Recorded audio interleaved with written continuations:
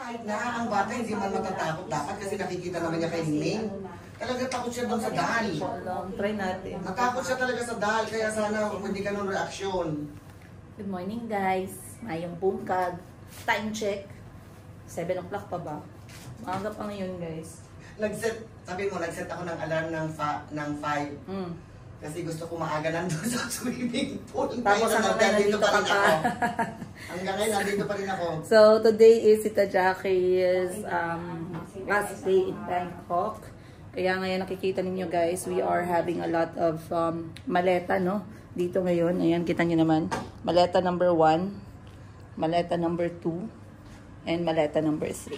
So, ito ang laman nito, yung mga Thai snacks. Pampasalubong na mga Thailand snacks. Actually, itong mga snacks ng Thailand, pwedeng gawin sa Pilipinas. Kaso, what the unique thing is, ang kanilang flavor na ginagamit is the flavor of Thailand. Merong basil, merong tom yum, merong Thai chili. So, it makes it very unique. Gusto niyo makita? Alam ko gusto niyo makita eh. Yeah, pakita. Kasi may narinig ako nagsabi, sana kita ni ma'am, okay. So, mamaya, alam niyo ba ako naka-robe? Magsiswimming kasi kami ni Tita Jackie.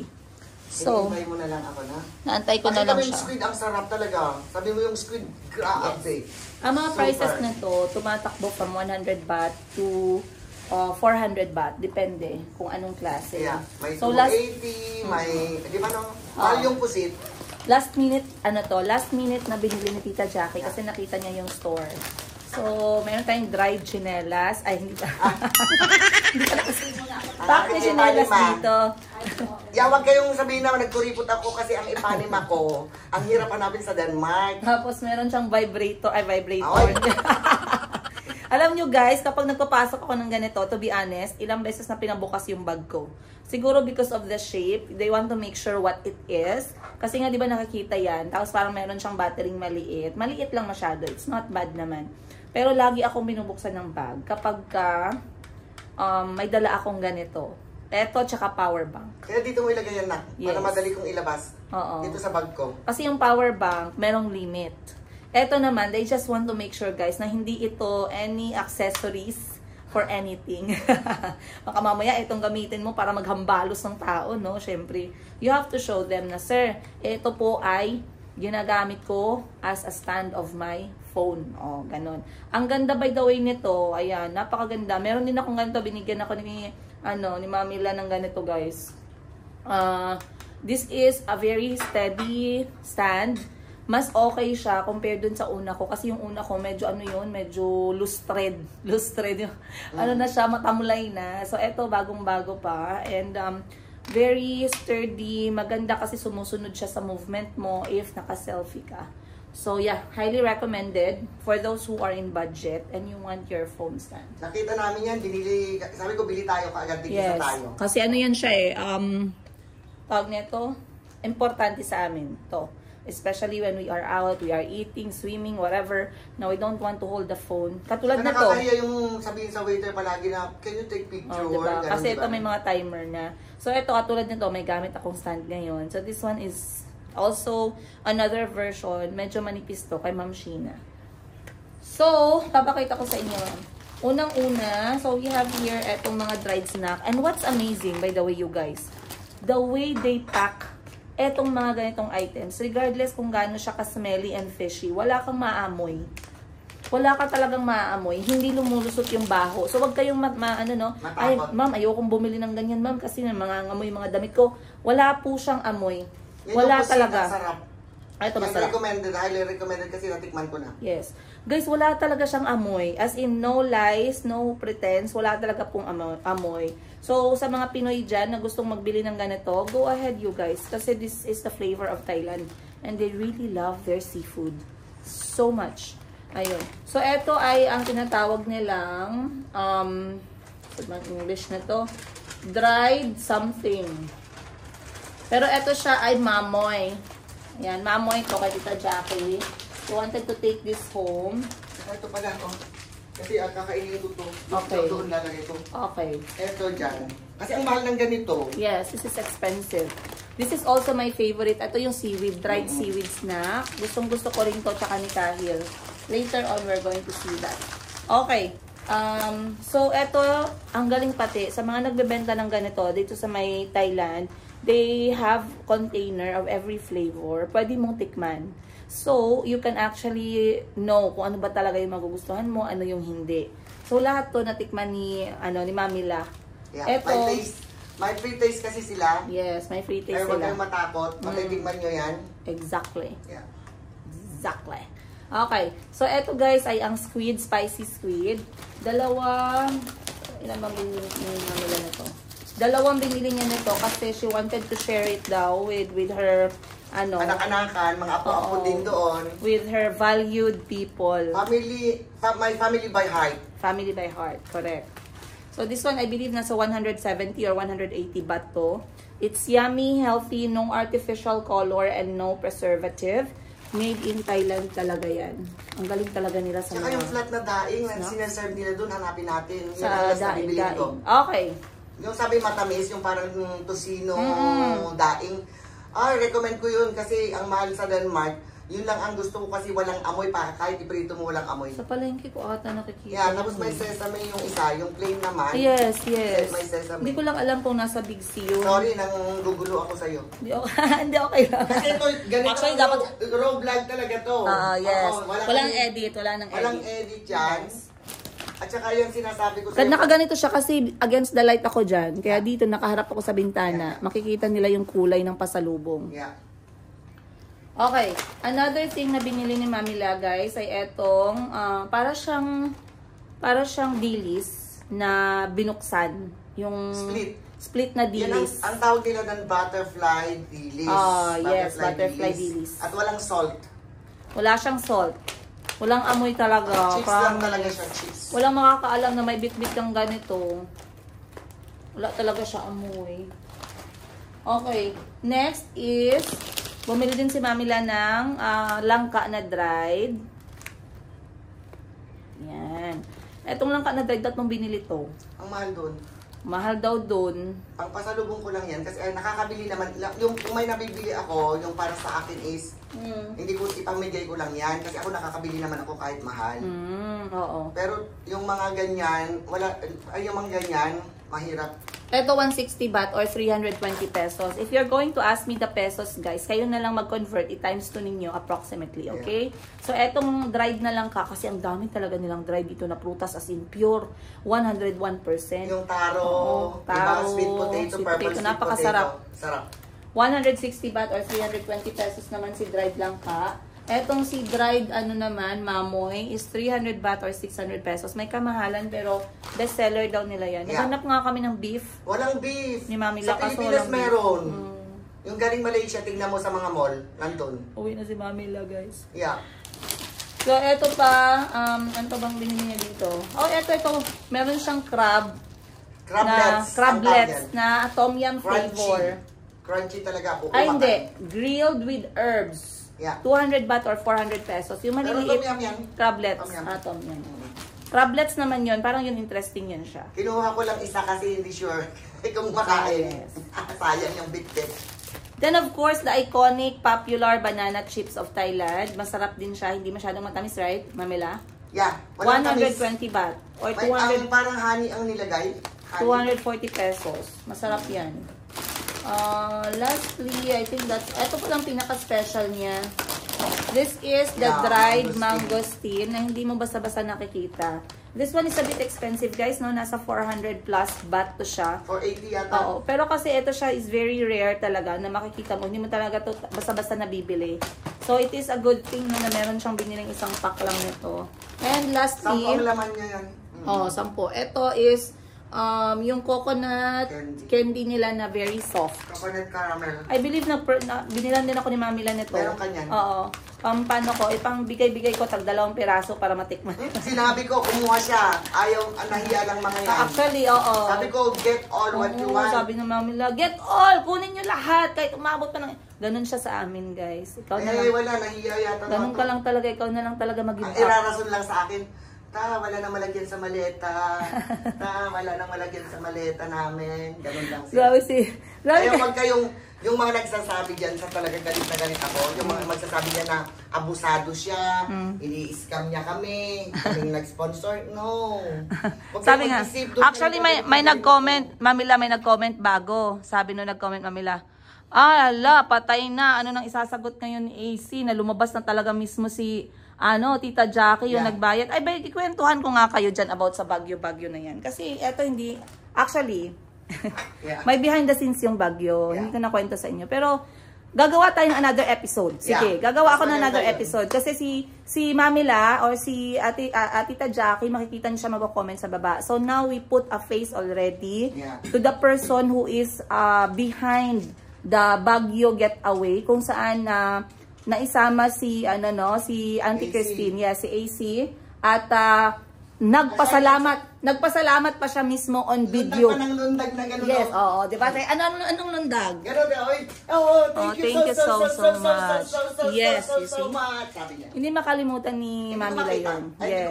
Yes. Si Buji, paalis na siya noon, pero sinama ko. Yes, pinasama mo. So, there's a very big story about Baguio trip. I'm going to give you guys a whole episode about Baguio trip. But what I'm trying to tell you is, Mamila or Tita Jackie is the one who gifted. Actually, pinapili ako ni Mamila, to be honest with you guys. But during that time, I'm thinking na, this is a very good opportunity sa iba na hindi pa naka-experience sumakay ng aeroplano.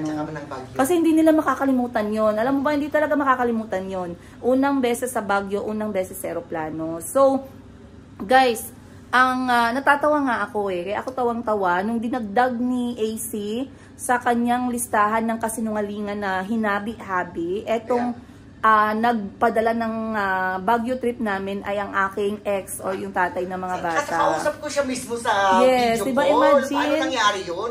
Paano kaya niya nagagawa yung ganun, guys, no? Kaya nga naisip ko it's very dangerous to be around Auntie Christine, and I'm very, delikado na talaga siya to that point. Sabi ko, kung kaya niyang gumawa ng mga kwento na kahit siya alam niya na hindi totoo, she can actually do more to harm these people na hate niya, nag-build siya ng hate from nothing Kasi umakyat na yung inggit, umakyat na yung galit. So imagine gumawa siya ng statement na ang nagregalo ng Baguio trip niya ay ang aking ex or ang tatay ng mga anak ko, yet nakausap niya sa video.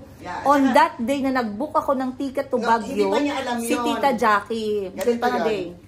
Hindi niya alam yon. Ganito yon.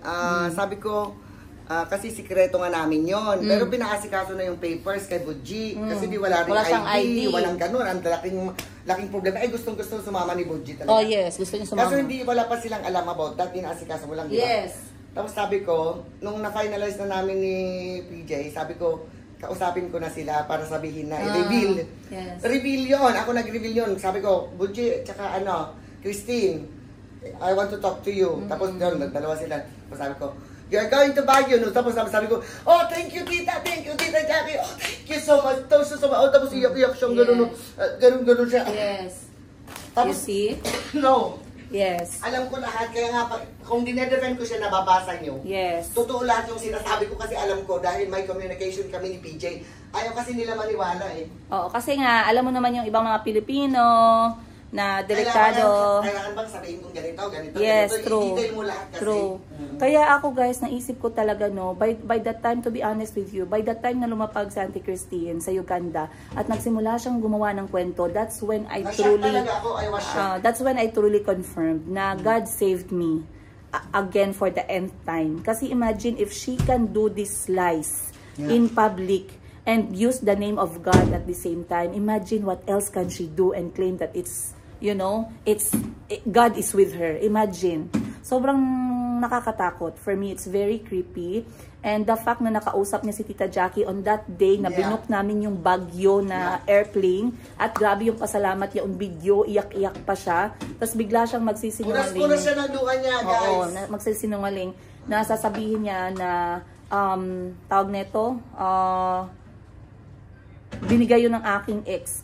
Ate Christine was nasabi ko na to and I'm going to repeat that. Sa 6 years namin together or even sa 2 years namin sa Pilipinas together, wala po talagang nag-abot or nag-initiate na magbigay kay Auntie Christine. Yeah. Hindi ko alam kung bakit. Lagi the only time, pag may ako sa'yo. The only time na makatanggap siya kapag ako yung magsabi mismo na, guys, may si Auntie may nararamdaman, pero yung pag nakita nila si Auntie Christine, hindi sila nagre-reach out, hindi sila nagsasabi na, Madam, hindi ko kasi ma-message si Auntie Christine, pakisabi sa kanya, bibigyan ko siya ganito, ganyan. Wala talagang ganun. So I feel like talagang malayo ang puso ng yung mga solid supporter ko talaga na matagal na nanonood sa akin.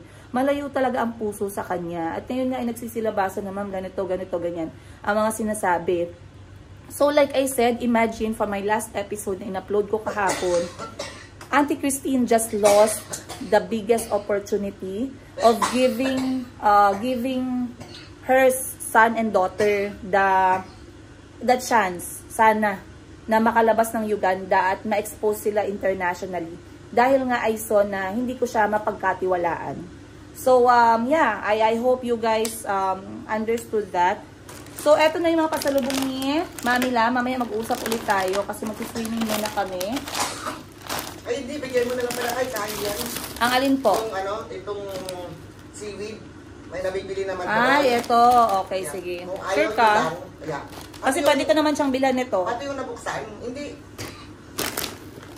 Kasi ako, kahit mahal, basta nabibili doon. Okay. Ay, eto, sige. Kasi gusto niya yan eh. Yeah. Pakain ko na lang sa kanina sa airport. Okay. Yung video mo, pagdating doon, pasang Pasko, yung bubuksan nilang regalo, isa-isa ha? Oo. Ay, magpabili pa pala ako ng kay parts ng mga paper bag. Oo. Daing na lang ni, dyan, yung hindi mabaho, yung butterfly din na... Okay na? Alright guys, so I'll see you more on today's episode. Bye-bye! Bye-bye! Galing niya lumangoy, oh. Kasi yan, bawal sa akin yan eh. Yung... Yes, wala. Ayan. Lumaling ka. Ay, refreshing nga. 24 Hala, 24 degrees Celsius. Alam mo sa akin, nakakaligo na ako ng 15 degrees. Oh. Yeah.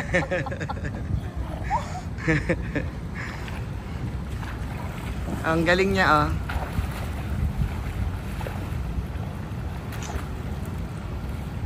OMG. Parang may ice. Kaya nga ako, gustong-gusto ko konti naliligo, di ba? Wala. Maligo ka nga ng 15 degrees, sabi ko sa'yo eh, subukan mo. Kung kaya mo yan, kaya mo yung 15.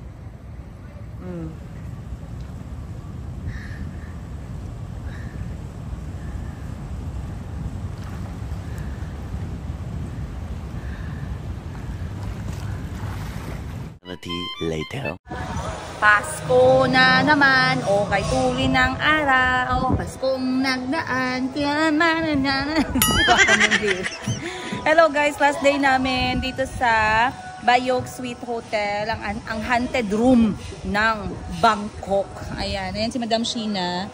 Tinanggal na namin yung aming mga gamit guys sa kwarto. Ang daming magagandang bag pero nahulog pa din kami sa sako bag. Ganyan ang buhay. So, andito ako sa may stairs, nakaupo, drinking my Thai chayen. Ito ang aming mga gamit. Bali, doon na kami maghuhuling gabi sa bahay ni Sheena. Dito sa Thailand. Bahay ng kaibigan namin. Ayan. 1, 2, 3, 4, 5, 6, 7, 8, 10. Lahat yung dadalhin ko papuntang Bangkok. Si Tita Jackie kasi nagpaano pa siya guys.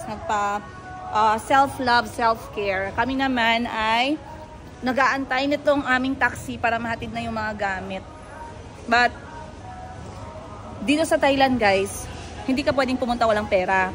Pag pumunta ka dito walang pera, sa pangatlong araw mo, masakit na yung ulo mo. Kasi, lahat na nakikita mo, halos magaganda. Lahat na nakikita mo, gusto mong bilhin. So, dapat meron ka meron ka talagang dalang pera. Isa sa ikakasakit ng ulo mo is, hindi ka pwedeng bumili ng isa lang. Okay? Or pwede ka naman, bilhin mo na yon, luto na yon. Pwede ka naman bumili ng isang pares lang, pero mas mahal siya. For example, pag isang pares lang, 400 baht or 800 pesos. Pero pag bumili ka ng tatlo pataas, 300 baht or 600 pesos na lang. So imagine 200 pesos discount kada item, 'di ba? Pero ang problema nga niyan, kailangan mo ng pera. Ikatatlong reason na sasakit yung ulo mo dito is malilipasan ka ng kain kasi nag-e-enjoy ka. Sa sobrang pag-enjoy mo, nagutuman ka na, lalo na kapag maarte ka. Hindi mo alam anong kakainin mo, hindi matanggap ng sikmura mo yung amoy ng pagkain nila dito, hindi matanggap ng sikmura mo yung mga gisa-gisa nila, so sasakit talaga yung ulo mo. Ika-apat na rason na sasakit yung ulo mo kapag hindi ka marunong magsalita ng lengguwahe nila. Kasi dito guys, 20% lang yung marunong magsalita ng English, maswertihan ka pa. Okay, at ang daming nagbago ngayon, no?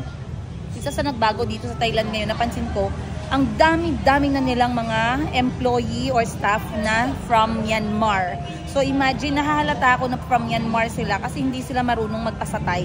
At kung nagpasatay man sila, iba yung accent nila. So meron nagsabi, ma'am, grabe, marunong ka magpasatay para ka talagang lokal. Actually guys, maraming nag-praise sa akin ng mga lokal na para daw talaga akong lokal pag nagsalita. Pero ang dami ko pa ding hindi alam. Ayun. Pero like I said, kung gusto niyo akong isama sa mga tour ninyo, I am welcome. Ayan. Alam nyo, bayad lang, may bayad lang. Why not, di ba? Madali naman akong sampalin ng sweldo kasi kailangan nating mag-racket-racket every now and then. So kung gusto niyo dito sa Thailand, wala lang. Kung gusto niyo lang, kung may extra lang kayo.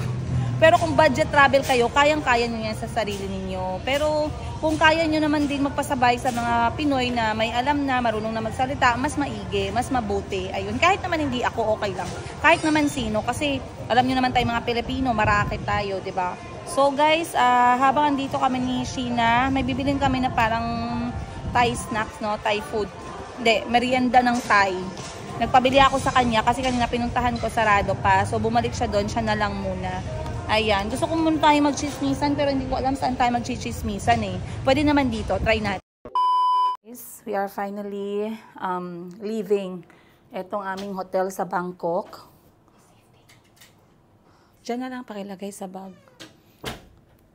We are leaving our hotel. So bye-bye, Bayuk Sky, Bangkok. Ayan yung ating view guys, if you can see it right now. Napakaganda. Hindi ko masyadong na-enjoy itong view na to kasi normally kapag umaga nakikipagbakbakan ako dun sa labas. Benta-benta and everything. At napakaganda naman talaga ng view. So let's just sit here. Enjoy natin yung view habang tayo nag-uusap-usap. Nalagyan ko nga pa, nakakapagod maghawak ng phone minsan, no? But anyway, it was such an amazing time dito sa Bangkok. Nakausap niyo si Tita Jackie. And again guys, na-late na, no? Ay, na-introduce ko naman si Tita Jackie at the beginning of our stay dito sa Bangkok. But that was Tita Jackie. We call her Mamila. Ayan. As Mama/Lola. At it has been a beautiful, wonderful week. I would say week, yes. 11 days pala. Bukas alis na rin kami.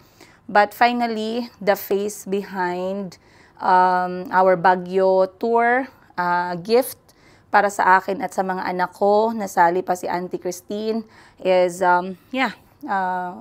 behind the scene nun ay si Mamila. Basically na-shock din ako, no, sa offer na yon, and at first I almost did not really believe kasi nga napaka-thoughtful. Dahil lang narinig ni Mamila sa isa sa mga vlog ko na pinag-iipunan ko yung Baguio kasi gusto kong madala doon ang mga anak ko. Dahil nga nakita ko lang yung Baguio dati sa libro namin na Sibika at Kultura, yung Burnham Park. So now, hindi na siya drawing for me, no? Nakita na namin. And by the way, Baguio ended up as one of the best holiday namin sa Pilipinas. At pumunta pa kami when it was an amazing season sa Baguio. It was February. At isa si Mamila sa sobrang galit na galit sa nangyari. Galit na galit sa ginawang pagsira sa akin ni Auntie Christine dahil nga napanood niya ang kwento ng buhay ko simulat sa pool. Bata pa lang si Calby, sumunod na si Chico, then pinanganak ko si Mayumi, napanood niya lahat ng mga yan. At nakita niya kung anong klaseng tao sa bahay. Eto nga si Auntie Christine kapag ako'y nagbibideo. Dati pa, binigyan niya na ako ng hint. Pinagsabihan niya na ako na, Princess, sigurado ka ba okay lang? Kasi parang hindi maganda yung nagawa niya sa mga bata, ganito, ganyan. Katulad nga ng sinabi ko sa inyo, I really tried, no? to see yung good kay Auntie Christine. Dahan-dahan ko na nahahalata na lang talaga, mas lalo na nung talagang naglagay na ako ng boundary. Yan kasi ang nangyayari no? When you put boundary sa sarili mo, between you and the people who are enjoying your value na without, iba na kasi ngayon guys, 2025, magda-2026 na. Hindi na pwedeng one way lang. Hindi na pwedeng one way. If this person may value sa'yo, you should also be ready to have a certain value no, sa buhay ng isang tao. Hindi pwedeng nakanganga ka na lang palagi. Alright? So, isa si Mamila sa talagang sobrang prangka. Actually, ilang beses akong minura. And I don't mind. I would accept that. Kasi I did realize na talagang meron din akong mali when it comes to Auntie Christine. I spoiled her. I tried to trust her. I did not doubt her until slowly nakita ko yung mga evidence na ako mismo nakakita. And minura ako ni Mamila. Sinabi sa akin na, syempre, pagmura, alam nyo na yan, diba? Ikaw kasi, ganito, sobrang ganyan. Next time, isipin mo, sarili mo, mga anak mo, ang dami mo nang dinadala, ang dami mo nang responsibilidad. Bakit gusto mo pang magbigay sa mga taong hindi naman grateful? Okay, yun lang naman yung point doon. And I learned a lot. And it's good to listen, no? Ngayong mga panahon na to, I try to teach myself na makinig. Kasi when you listen, you learn a lot. Especially sa mga tao na who's been through a lot sa buhay nila. You will really learn a lot when you listen more than when you speak more. So, like I said, etong pinakalat ni Auntie Christine. Auntie Christine, you were fabricating lies, yet you have spoken to Mamila or Tita Jackie on video the day that we booked the flight to Baguio. And you yourself said thank you on video when you first met the face of Tita Jackie who gifted us the Baguio trip. Yet you decided to fabricate lie in public while looking at people and also saying God's name at the same time. That is very sick. That is very not normal. That is very, I don't know, it's just not normal for me. Call it what you want to call it, pero hindi siya normal para sa akin. Something like a mental problem, to be honest. Kaya nasyak ako, no? Bakit niya sinabi ang ganun? Hindi naman yun na, okay lang sana kung hindi niya nakilala si Tita Jackie, hindi sila na video call, hindi siya nagpasalamat. Pero they spoke face to face on that day na binook yung Baguio. So bakit biglang nag-claim siya at gumawa siya ng kasinungalingan? I mean, I'm not shocked. Kasi since the day na dumating siya sa Uganda, gawa siya ng kasinungalingan na hindi naman talaga totoo. So I gave you guys a challenge. Nasaan ba yung video na nakahubad ako? Akala nyo ba makakalimutan na madlang tao yun nang ginawa niyong kwento na yan? Nag-aantay lahat dyan sa baba. Yung mga bobo at 80-80 na mga kapwa ko Pilipino na utak talangka, nasaan na? Oh, wala na lang ba yun? Patuloy na lang ba kayong maninira ng mga tao? Kahit na alam ninyo na jogsak na ang kasinungalingan, huling-huli ng kasinungalingan, okay lang pa din sa inyo yon? Hindi ko magets yun. And also, saan na yung istorya ninyo na 6 na oras na may kasama akong lalaki sa loob ng kwarto ko, nasaan na yon? Oh, akala nyo nakalimutan ko? Hindi ko makakalimutan yan. Inaantay ko pa din yan. At i-remind ko palagi yung mga tao na naniwala sa akin at talagang never akong question. Kasi wala Ang utak talangka ninyo, inuuna ninyo Putak ng putak, hindi naman kayo nagcha-charge ng mga brain cells ninyo muna. Kaya ayan, napapahiya kayo. At ngayon, anong sinasabi ng mga utak talangka? Ba't ka nanunumbat? Bakit mo ba pinapatulan? Mas matalino ka naman, di ba? Kasi teacher ka. Yan ang problema sa inyo. Kung tumatahimik ako, putak kayo ng putak. Pinagkakalat nyo na totoo yan, ganito, ganyan. Ngayon na nagsalita ako, pinapatahimik nyo ako kasi supalpal kayo lahat. Kasi alam ninyo na lahat ng sinasabi ni Auntie Christine ay dahan-dahan na nakikita ng tao na puros gawa-gawa at kasinungalingan lang.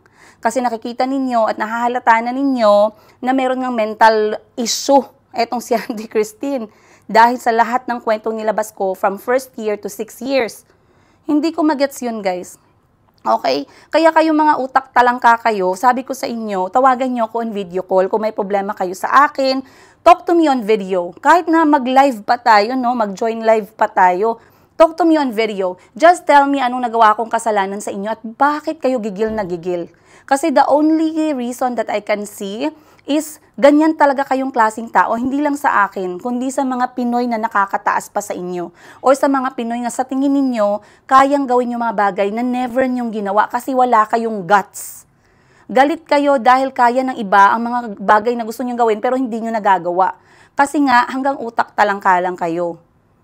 It makes sense. It makes sense, you guys. Like I said, I don't need anyone to like me. You guys can dislike me. You guys can say I'm not a good person. You guys can say I don't like you. I will stop following you. I will stop watching your videos. And that's okay. You know why? I don't need anyone of you guys na i-validate yung klase ng character ko as tao. I am not perfect. Mas makalat ako minsan, makalat ako ganito, ganyan, malakas akong magsalita, maingay ako, minsan nagsasalita ako ng mga bagay na hindi nyo ina-expect na galing sa bunganga ako. Yes, that's me and that's okay. That's very okay. Kesyo hindi perfect yung marriage ko, kesyo na-feel, and that's fine. Hindi ko naman tinago sa inyo yan. Nagdidisiplina ako ng mga anak ko, so what? That is me, right? So para sa inyo na hindi masaya, it's okay. I don't need you guys to, I'm not here. I'm not vlogging for you to like me. I am vlogging for you guys to see that one person's life is not perfect. One person's life that you think is okay, is only smiling, ganito, ganyan, marami ding problema. Okay, so, yeah, like I said, we are grateful sa lahat ng opportunities, sa lahat ng blessings na nangyari, and yeah, as we go slowly, finishing itong kwento ng buhay at iwan ko itong kwento ng jablo, guys, no, sa buhay ko, slowly you will see na I have learned and respected my part, yung failures ko. And I do share this all the time. Always celebrate your wins in life, but do not forget to respect your losses. Do not think na dahil na-loss ka, dahil na-betray ka, dahil trinaydor ka, dahil bumagsak yung negosyo mo, don't ever think that you did not get anything from that. You learned your lesson from that, and that is an amazing thing. Okay? So like I said, again, always remind yourself, celebrate your wins and respect your losses. Everything has value, win or lose man yan. May value yan sa buhay natin. So once again, guys, I'll see you on the next one. Ako'y mag-iimpake muna. Much love, Princess Higa. Okay guys, bago kami pupunta ng airport, may 2 oras pa tayong papatayin. So, dito tayo.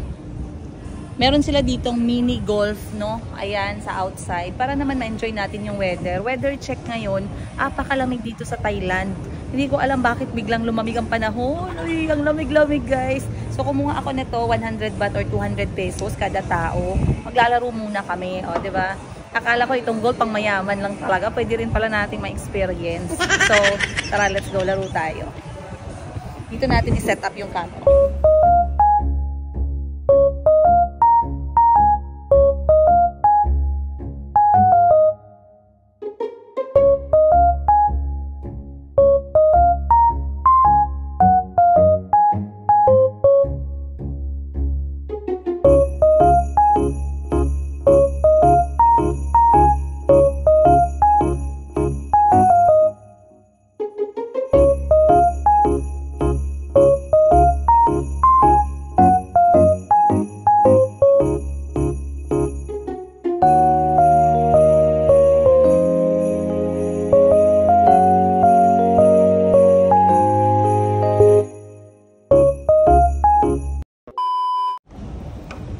Bolos-bolos. Ito, isang bola lang, di ba? Oo. Tapos pag hindi mo na shoot, ako na. Tapos hindi ko pa na shoot, depende sa length. Hanggang sa sino makashoot. Hindi.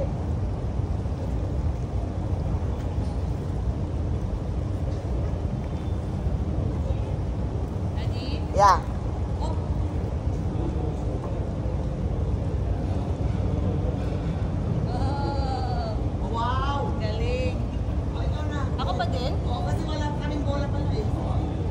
Gusto mo ko na kita bola? Hindi nga pwede. Isa lang binibigay. Ay, isa lang ba?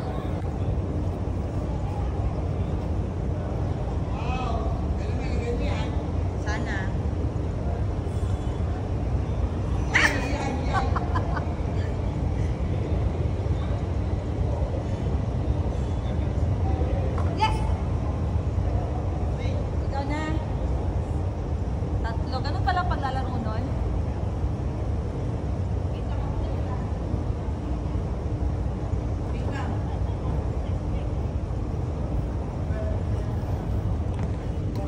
Okay. Ba. Sakit, oy. Sige. Oops. Sumobra. Malakas ha. Huwag na yan kayang pilitin. Video yun, girl. Ayun na, may bayok minigo. Yun nga, magpapicture tayo dyan mamaya. Tingnan natin. Isa lang daw. Tingnan natin kung ilang tira sa'yo. Ayaw, tatlo rin para pareho tayo. Sige, go. I want it that way. And oh, nice. Ay. Ayan, parang makakaya mo. Apat yata tuan. Tatawanan mo ako nito. Oops! Yes! 3-3. Yeah, kunin mo. Go. Mahal ng Si Sheena na. ito, no? 3, 2, 1. Up. Oh, la. Oh! Foul! Galit. May galit. May galit, tandaanin mo. Para ka na namamalo ng bentot. Sige, go. Yeah. Oh, sobra naman. Hindi, kulang. Kulang. And Asintahin mo yung bilog. go. Whoops! Lumagpas. Hindi mo talaga, kailangan ilagay mo yan, hindi pwede. Dapat na ipasok mo. 3 na yun si Sheena. Okay. Na yan. 4 na yan. Oo, yan, kaya na yan Oo, asintahin mo. Yes! 5, yes. 5, talo ka, girl. Kasi 9 dito eh. Shoot! Hindi gumulong eh. Pa-curve siya. Magpa-extra ako dito. Ay, sabi niya ilan na yan. Sayang to. Eto guys, pag na-shot ko to, magkaka-love life tayo in 2026. Magkaka-love life. Umasa ka pa. Oh. Yeah!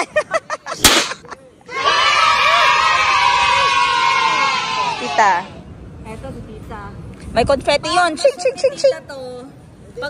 Wait lang. Pag na-shot ni Tita to, before mag 1, 2, 3, matutuloy siyang Maldives. Kaya go mo yan, girl. Oo, 3 lang. Yan ang sign natin. Wow. Sus, malapit. Sabit. Ang sarap ng panahon. Grabe no? Blue. Malamig. Pag-iba blue ng sky. Ay. Malamig. Sige. Go Maldives. And hop. Oh, shot. Hop. Kadamit. Nandun na siya eh. Tingnan natin yan. Nandun na siya eh. Pag Maldives ba talaga? Ay, nako. Sige.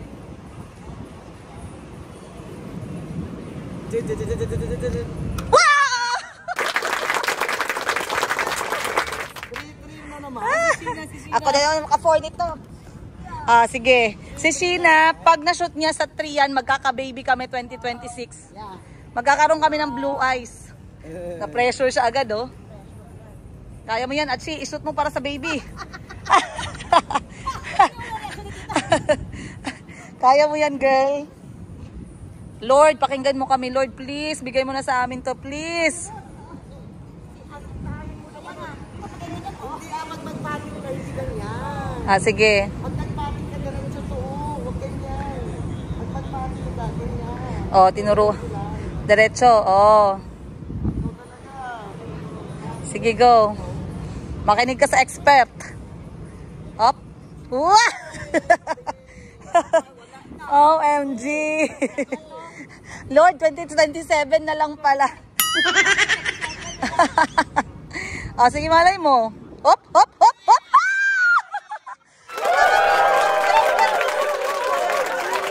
Chismis ang mga bakla. Ay, nako, magiging bitter na naman ang mga bashers ko nito.